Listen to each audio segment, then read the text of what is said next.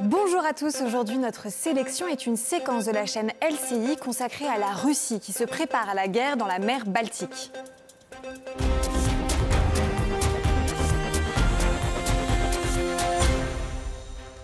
Vladimir Poutine a été réélu à la tête de la Russie.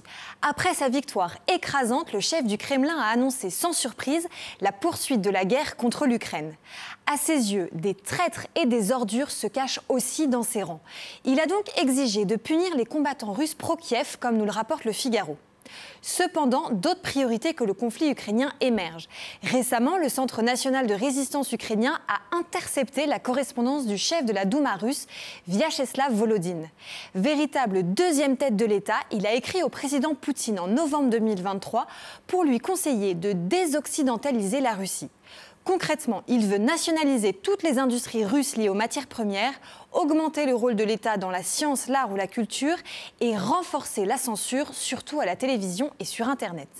Volodine compte aussi résoudre la question des mouvements d'opposition, ce qui inquiète certains après la mort du célèbre opposant Alexeï Navalny.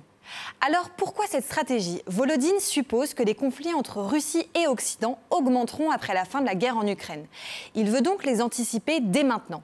Sauf que l'impact sur le budget russe sera conséquent. Pour éviter une révolte de la population, l'Académie des sciences de Russie préconise d'exporter le chaos à l'étranger en justifiant toutes les situations par des griefs historiques.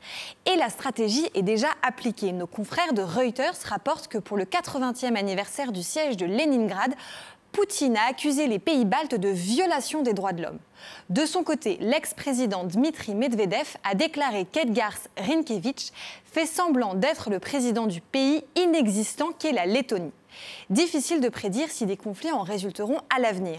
Ces déclarations pourraient, cela dit, n'être qu'une diversion. Cette année, la Finlande et la Suède sont devenues membres de l'OTAN. La Russie se retrouve donc isolée dans la mer Baltique. Loin d'apprécier la situation, elle semble même se préparer à une guerre dans la région, d'après notre sélection.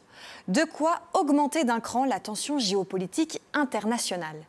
Pour en savoir plus et échanger sur ce thème, retrouvez-nous sur Internet et les réseaux sociaux.